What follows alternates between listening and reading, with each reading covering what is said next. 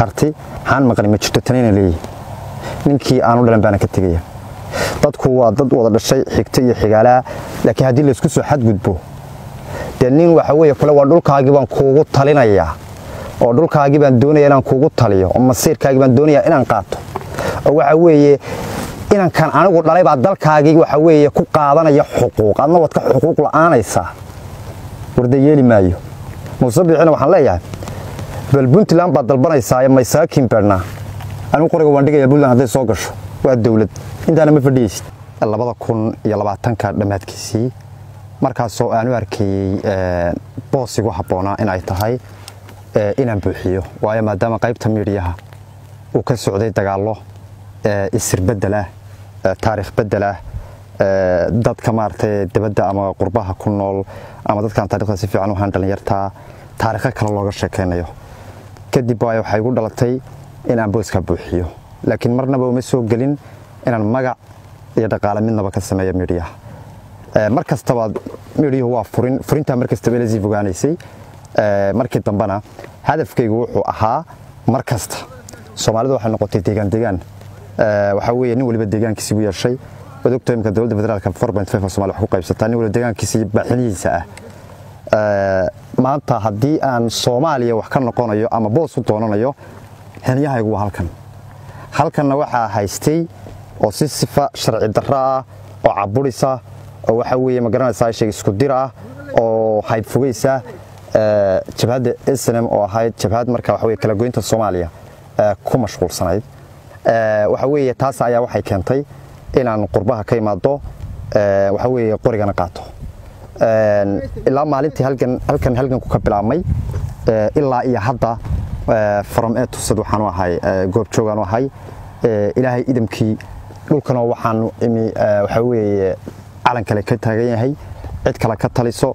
beel kale ka taliso ummado kale ka taliyaan alxamdulillah maantana waxa weeye wada aragtaa waxa weeye godka ay ku urursan yihiin been buurtan been kanaga xigta waxa weeye hadafkeyguna waxa weeye in calanka Soomaaliya doonisteeda iyo diidisteyda waxa weeye inantayda cuqaashayda ilmahayga intuba waxa weeye doonistooda diidistooda ay ka shaqeeyaan dhulka waa tahay hadeertoole waxaad ku sugan tahay jiida hore gaar ahaan magaalada Laascaanood oo muddooyinkan uu ka socday dagaal u dhaxeeya Somaliland iyo dadka deegaanka ma isleedahay guulo intee leeg baad ka gaadheen intii aad ku sugnayd maxadow raaxamar waxa dhahan su'aal muuqda ismaan sadar muuqda su'aal ka dhan raaxamar kuma ma jira magaalada Laascaanood markii aan imaanayay iyadoo aanan imaan karin dacal baan ka wadaartay wada markii aan ka soo baxay waxaan gooyay laamiga gumeys baan gooyay halkaas baan ka galay meesha laba weyne xudun arbogays sarmaayo taleex baan ka soo galay waxaan in badan joogay waxa weeye meesha falir yaale bani waxa weeye muddo joogay waxa weeye waqtigaas qof reer SSC oo waxa weeye hadafkiisa iyo himiladiisu iyo diidistiisa doonaysa midna ay ka shaqeynaysa ma jirin aniguna nin miidiyaha ka dagaalamayo oo la waji garanaya maadaama aan ahaa si gaaro beegsiya oo igu socday darteedna waxaan u soo gali waayay magaalada markii dambe waxaan ku soo galay magaalada xiniyo iyo xoog lagu yaqaanay daraawiishta wixii inta ka dambeeyay dagaal waa tii ay qarxeen wad ogtahay gobolka Sool maalintii aan imi boqolkii 90 waxa gacanta ku haysay jabhadeysana maantana godka goorjacadayga urursan waxa weeye dad islaamaan nahay rabadaantana gacmo xidhay inta hadhayna waxaan leenahay yaan laga degdegin insha Allah taala waa tahay dhalinyaro badan oo waxa jirta u dhashay deegaanadan SSC oo macaaga oo dalka dibadiisa ku sugan maadaama adigu aad dalka dibadiisa aad ka timid oo aad u timid halgankan iyo xoreynta magaalada Laascaanood saad noogu sheegtay dhalinyarada halka maxaad fariin u faraysaa ayaga dhalinyarta horta waxa weeye horta reerku Ilaahay waa badiyay fariinta lama wada imaanayo dadkuna inay fariinta wada yimaadaan xabada wada galaan laga fiican dhammaan horta dhalinyarta qurbaan joogta dagaalkana ku matala waxaan leeyahay halkan anigu waxaan u imi markii aan imaanayay rag la'aan kuma ogeyn laakiin se waxaan u imi inaan dhiirigelin siiyo ciidanka inaan la dareenahay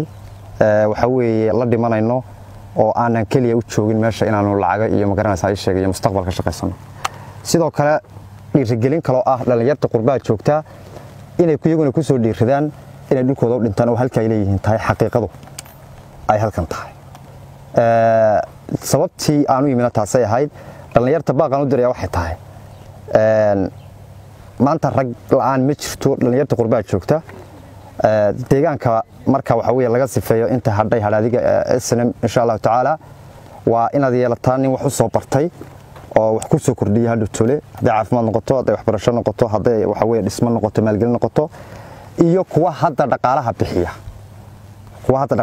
laftooda dagaal kuma yara oo qurbaha aanu qurba joogna waan hayo waan ogahay waxa halka ka jira dagaal kuma yara laftigooda xagga walwalkan ayagaba inooga badan oo waxa weeye dhibaato badan iska haysata oo markasta deegaankii ka walwalaya waxaan leeyahay marka ninkii isaguna gacanna dhaqaalaha ku dhiibi kara gacanna ku dagaalami kara imaan karo kale dhiirigelin ciidanka imow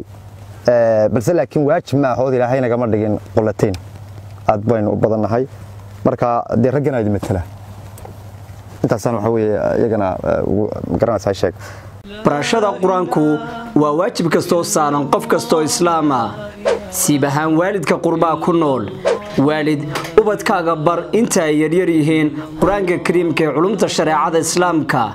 adigoo ka baraya dugsiga habka online ku shaqeeya